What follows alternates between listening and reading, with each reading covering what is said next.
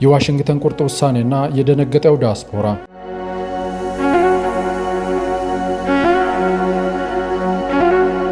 ዋሽንግተን ዝምታዋን ሰብራለች። ለረጅም ጊዜ ሲጠበቅ የነበረና በኢትዮጵያ ፖለቲካ ላይ ትልቅ መልክዓ ምድራዊ ለውጥ ያመጣል የተባለ ውሳኔ ይፋ ወጥቷል። የአሜሪካ መንግስት ፋኖን አማጺ ቡድንና እንቅስቃሴያቸውን በአሸባሪነት ታፔላ መፈረጃን ተከትሎ በምዕራባውያን ሀገራት ተቀምጦ የጥፋት እሳት ለሚለኩሱ አካላት የፍጻሜው መጀመሪያ ሆነዋል። ይህ እርምጃ በቃላት ብቻ የተገደበ ሳይሆን ወደ እርምጃ ተሻግሮ ግለሰቦችን እስከ ማባረር ደርሰዋል። የዚህ ውሳኔ የመጀመሪያው ሰለባም ሶሎሞን ቦጋለ የተባለ ግለሰብ ሆነዋል። የአሜሪካ ኢሚግሬሽንና የጉምሩክ አስፈጻሚ ከፋኖ ጋር ግንኙነት አላቸው ያላቸውን ግለሰቦች የመኖሪያ ፍቃድ ወይም ግሪን ካርድ በመሰረዝ ወደ ኢትዮጵያ እንዲመለሱ ወስነዋል። ሶሎሞን ቦጋለ ከአሜሪካ ተባሮ ወደ ኢትዮጵያ እንዲገባ መደረጉ በምቾት ተቀምጠው ግጭትን በገንዘብና በሀሳብ ለሚደግፉ ዲያስፖራ አባላት መርዶ ሆኖባቸዋል። ለዓመታት በዲፕሎማሲ ከለላና በመጠለያ ዋስትና የቆዩት እነዚህ አካላት በአንድ ጀንበር የያዙት ዋስትና ተገፎባቸዋል። ዋሽንግተን ይህንን ታፔላ የለጠፈችው በምክንያት ነው። በደራ በወለጋና በአማራ ክልል ለተፈጸሙ ዘግናኝ ግፎችና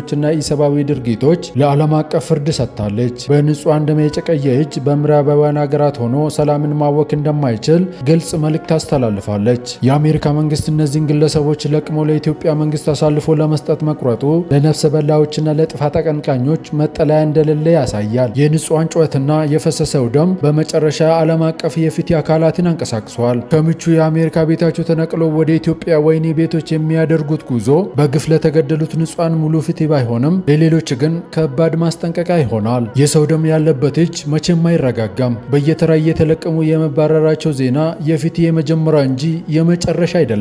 የጥፋት እሳት የሚለኩሱ ሁሉ የፈሰሰ ደም ነገ እንደምጠይቃቸው የታመነ ሆነዋል። ለዛሬ ያዘጋጀነው መረጃ ይህንን ይመስላል። በጉዳዩ ላይ ያላችሁን አስተያየት በኮሜንት መስጫው ላይ አስፍሩልን። ላይክ፣ ሼር እና ሰብስክራይብ ማድረግ እንዳትረሱ።